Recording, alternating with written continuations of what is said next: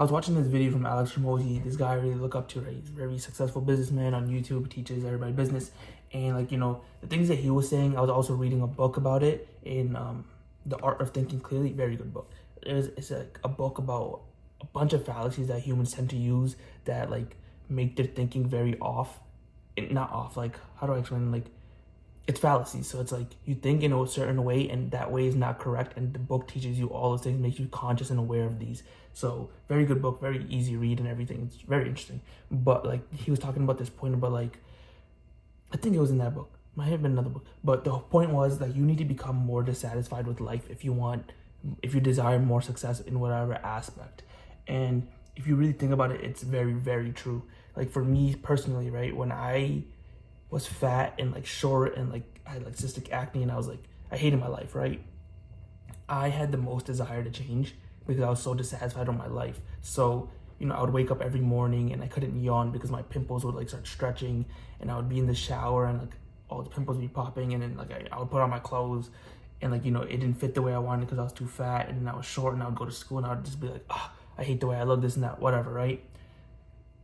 Again, all of that creates dissatisfaction within yourself, right? You hate how you look, you hate how you feel, whatever, right? And that caused me to like do mad stuff. I would go to the gym every single day. I did so much skincare research. I did so much research on like looks maxing before it was like looks maxing or whatever. Like, I learned how to dress. I did all types of stuff, right? And that desire, you can't just artificially create it. You actually need to become dissatisfied with your life in whatever aspects that matter, right? So in that aspect, it was like looks, skincare, health, the gym, whatever, right? And like, he brought up a point where it's like, if you are okay with where you are, you're obviously not dissatisfied. And I forgot the quote, but it's like, there's some people who are depressed, but they don't change, right? And you'll give them all the advice in the world and they still won't change just because they're almost okay with being depressed. And I hate that. I always forget the quote, but it's like, they almost enjoy being like, they enjoy when people feel bad for them. Like it makes them feel good, makes them like justify their depression, right? So there's no reason to change. They're happy. It's like something along the lines of they're happy in their own misery, something like that, right? There are people like that, and it sounds like crazy, but it's true. And so what you can do, right? Because like there's like, I'm in positions where like the amount of money I make from my job isn't how much money I want to be making, right? I want to be making a shit ton more, right? But no matter what job I work, essentially, it won't ever pay me that much unless I'm like in some like really high, super like rare job. But nonetheless, I spend less than I make because I'm financially literate enough to understand why it's important to save, and I just don't have that much expenses, right? And so the money that I'm making now isn't enough in theory because I want more, right? But in terms of the reality, it is enough because I save so much that it almost seems like I'm making a lot because I only spend like 1/6 of my income, which is fucking nuts. But it's because I live at home and like things are taken care of, whatever, right? Nonetheless, I find myself wanting to make more money. I want to take more risk. I want to be in business and stuff like that, right? But I can't get myself to take that leap, take that risk, because I can't artificially create that dissatisfaction. Because not artificially, but I can create artificially, but it's gonna be harder, right? If I had no job and I was like, if I had zero income and I had like whatever amount of expenses, no matter what, I'm at a loss, right? But because I'm making money, even though it's not how much I want, I'm still profiting every month, right? And if I was at a loss every month, it would have created that dissatisfaction that I need to take this risk, I need to do this, I need to do that work, right?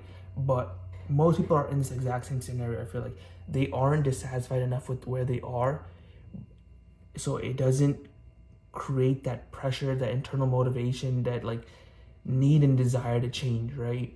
Because you're okay with where you are, why would you need to change? It's like, if nothing changed, you're fine, right? But change is the only way to growth and success, right? Typically. Growth can also be bad, but not bad, but like change can also be bad. Typically change leads to growth leads to success if you change for the right reasons. But he talked about this idea where it was like, you almost need to compare yourself.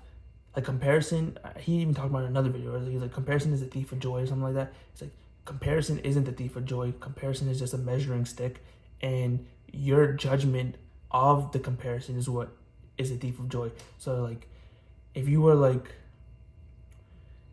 made $1,000, right, and some other guy made 5,000, you comparing yourself to that guy is like, okay, he makes $4,000 more than me, whatever, right? But if you're like, oh, I'm poor, I suck, I make no money, I'm broke, I'm dumb, right? That judgment on yourself is a problem, right? It's a self like reflection of the difference. But the actual measuring difference was nothing, right? So the comparison's actually not bad, which is like, again, he does this thing where he like redefines vocabulary words and makes you rethink the whole thing. He's so smart. Nonetheless, comparison is actually good, right? So what you have to do is compare yourself to the guys that you want to be like or in position that you want to be like, right? So if you're making, even if you made like $4,000 a month and you're like, okay, I'm doing pretty good, whatever, right? But the guy that you look up to are making $10,000, $15,000, $20,000 a month. If you compare yourself, now you're artificially creating that like pressure where it's like, why can't I be making that much? Why am I not in a position like that? Why am I okay with making 4,000, right? And if eventually you keep comparing yourself to these guys, right? You don't judge yourself upon it, right? You have to judge yourself in a positive, like constructive criticism manner. You're like, okay, what are they doing that I'm not doing? What are they learning that I'm not doing? What skills do they have? This and that, right? If you can do that and not be like, oh, I'm poor, I'm dumb, I'm broke. It's like all those negative like reactions to yourself does nothing for you. But the constructive criticism teaches you like, okay, what skills does this guy have? Oh, he's a digital marketer. Oh, he knows how to do construction, this and that. It's like, okay, maybe I go learn that. Maybe I do this. Maybe I do that, right? So you need to almost get yourself to learn about, like, become aware of the barriers between you and the guy that you want to be like, and then you somehow overcome those by learning the skills or whatever, right? And so comparison is actually good because it artificially creates dissatisfaction, which then turns into like a desire and need to actually change. Because I'm telling you right now, it's very hard to change and want more without that pressure under, like, you literally have to light a fire under your ass, like that quote. It's very important because it's like, if you were hungry, you would go look for food, you would hunt for it, you would pay for it, whatever, you would do something for it. But if you were like you knew you needed to eat food, but you weren't really that hungry, you wouldn't do enough, you wouldn't like start hunting and gathering, you wouldn't like start doing some weird task just to make some money or whatever, right? But you need that pressure in order to change. And I don't know, like, and it's like, we always see that like that meme where it's like those fathers who leave their children and then like the child grows up with only a mom and ends up becoming like some super successful guy, like they go into the NBA, the NFL, or they like start becoming some like super rich entrepreneur like Iman Ghatzi or whatever, right? It's like that shit happens for a reason. They became so dissatisfied with life that it created this like revenge arc that they just need to accomplish, right? And it's like so powerful, and it's like you can artificially create the dissatisfaction by the process I told you, by like comparing yourself, by realizing, becoming aware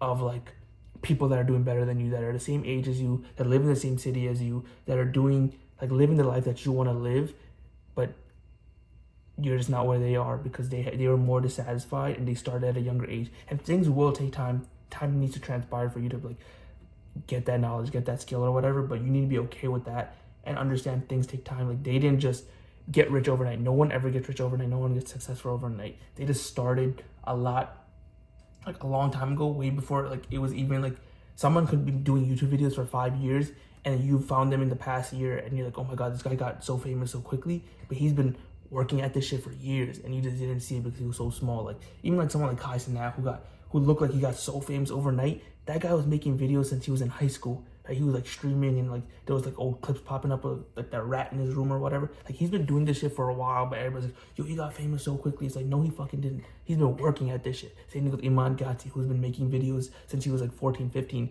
and now he's a millionaire, 21, a multi-millionaire. And it's like, this shit didn't just happen over a course of a year. He's been doing this shit for 5 years. So success takes time. It takes like 5, 10 years, right? 3, 5, 7, 10, doesn't matter, right? It takes a long enough time, and you need to understand this.